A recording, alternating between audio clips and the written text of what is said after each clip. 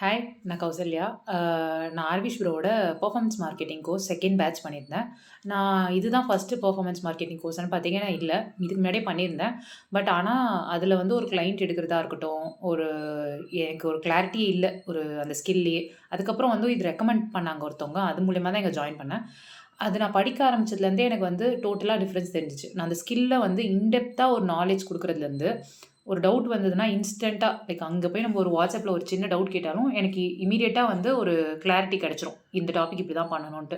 ஒவ்வொரு ஓவராலா ஒரு டாபிக்க பத்தி லைக் இது இவ்வளோதான்ப்பா, இப்படி இப்படி இத இத மாத்திக்கோன்னு சொல்லாம, ஒவ்வொரு டாபிக் எடுத்து இப்போ ஒரு கேம்பெயின்னா, அந்த கேம்பெயின்ல என்ன பண்ணணும்? என்னென்ன செட்டிங்ஸ் மாத்தணும்? ஒவ்வொரு கேம்பெயினா எக்ஸ்ப்ளைன் பண்ணாரு. அ எனக்கு not only FB ads, Google ads, LinkedIn ads அதுலயுமே எனக்கு ஒரு கான்ஃபிடென்ட் வர அளவுக்கு எனக்கு டீச் பண்ணாங்க. இது டீச்சிங் பார்ட்ட தவிர்த்து எனக்கு சப்போர்ட்டும் இருந்தது. ஒரு டவுட் வந்ததுன்னா, நாள பின்ன கிளையண்ட் எடுத்தா கூட அவங்களுக்கு என்ன கேம்பெயின் ரன் பண்ணணும் அப்படின்ற அளவுக்கு வந்து, அவர் வந்து எனக்கு சப்போர்ட் குடுப்பாருன்ற நம்பிக்கையில நம்ம கிளையண்ட்டும் எடுக்க முடியும்னு எனக்கு தெரியும். ஸோ, நான் இப்ப கிளையண்ட்டும் எடுத்து அவங்களுக்கு என்னென்ன டவுட்டோ அவர்கிட்ட தான் நான் கேட்டுட்டு இருக்கேன்.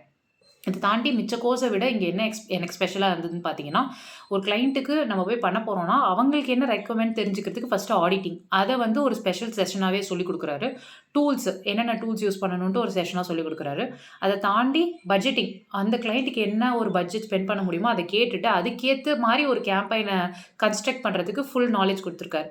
ஸோ, இவர் குடுத்த கான்ஃபிடென்ட்ல தான் இப்ப நான் கிளையன்ட்டுக்கு பண்ணிட்டுருக்கேன். இனிமேலும் கிளையன்ட்டுக்கு நான் ஏதாவது சப்போர்ட் இருந்தாலும் அவர் கண்டிப்பா பண்ணுவாரு. Thanks, Harvish bro, for all this support.